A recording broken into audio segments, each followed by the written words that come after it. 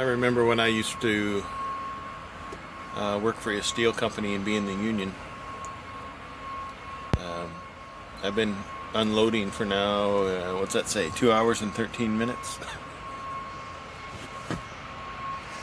And they have two pieces to pull off and they just got called away.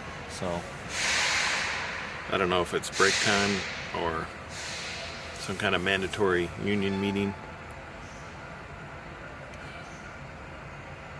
But it's Friday and I don't have a pre-plan. And which I thought I told I might get, but didn't. And I guess I'm not in too much of a hurry because I can't make it home. The only place I can drive to is some kind of truck stop that has the amenities that I can get for free. So I'm really in no big hurry, and all the things I just said wouldn't necessarily matter. But I feel as though this is Friday, you know, and if I were trying to get home, I'd be pulling my hair out right now.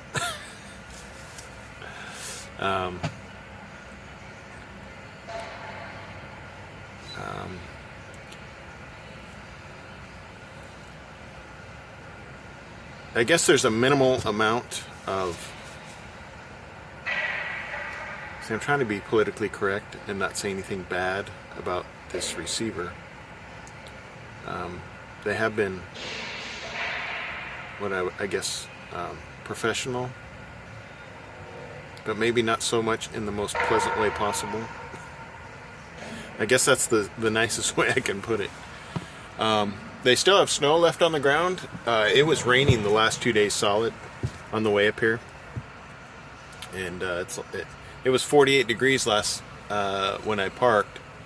So this must be, you know, piles of snow that's going to take a while to melt from their last snowstorm.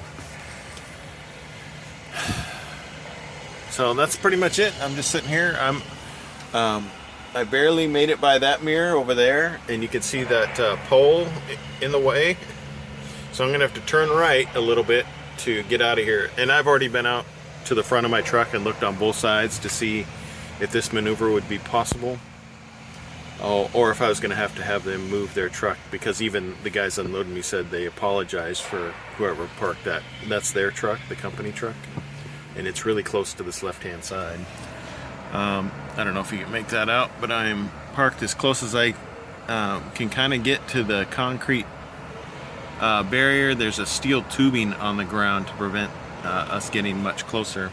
I think I have another half an inch or an inch I could get over, but I made it by the mirror.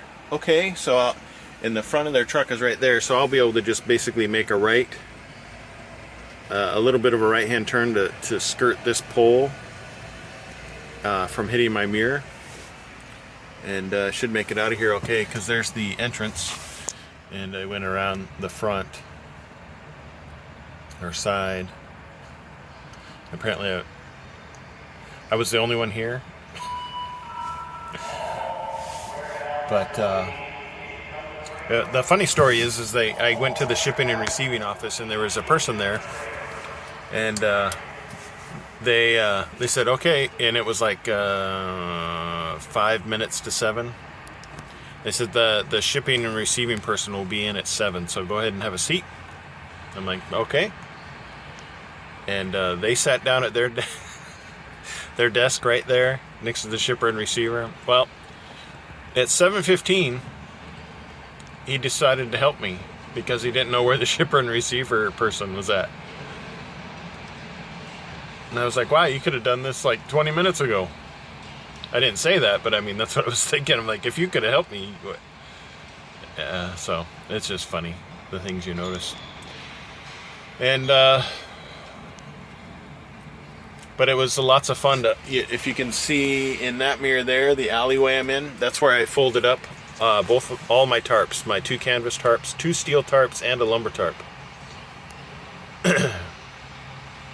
And I did that before they can get me unloaded. Well, I completed all that before they even started unloading me. Because I pulled all the tarps off, and before I folded them up, I pulled off all my chains and securement so they could start unloading. Trying to help things go faster. So I was like, okay, I'll pull all my tarps off, take the chains and binders and off, and this way they can start pulling steel off my truck while I'm rolling up tarps. And I was done rolling up my tarps, and I'm like, wow, they haven't even started yet. And some of these guys must have a great job, because one guy was unloading me, and then there was another guy just standing there talking to him. And then between loads, the guy talking to him would hand the guy unloading me pieces of wood to stack on the other steel. So I was like, man, I want that job. He probably gets paid a lot of money to stand there, and then every once in a while hand that person some wood. But I jest, you know. I hope people don't take these things as complaints. I think this stuff is funny. Human life is humorous if you don't find things funny. If you take things too seriously and get bent out of shape over it, your life is going to be shortened by years. So, and I'm trying to live a long time, so I try to laugh at everything. Anyway, that's it for now. We'll see what we get next, and we'll go from there. I have these scary feelings when you're stuck on the East Coast for the weekend that, you know, hey, we're going to send you to New York City. New York City. Get a rope. If you remember that commercial. Or farther north, which would be cool to get into Maine. Again, I've been there one time in this truck driving career with Maverick Transportation, and that was one of the coolest runs I've been on, just because of the scenery you get to see. And then after Maine, I went to was it New Hampshire or Vermont to pick up a load of lumber. It was wintertime, and I was traveling over the mountains, so I know to go around that thing this time, because that was the scariest thing I've ever done. That's beautiful country up in Vermont and New Hampshire. I went straight across from Maine, across the middle of New Hampshire and Vermont, and that was awesome. It made me think, maybe I want to live up here. Maybe I want to retire out here instead of Washington State, but you never know. Anyway, like I said before, until we meet again. Alright, that's what a 26,000 pound sheet of death looks like. Let's see. So you can see how I cross the trains in the front with rubberized edge protection. I use these because the chains slide over really well when you're trying to cinch it down really tight, so it doesn't get caught on the links. And I've got one in the back.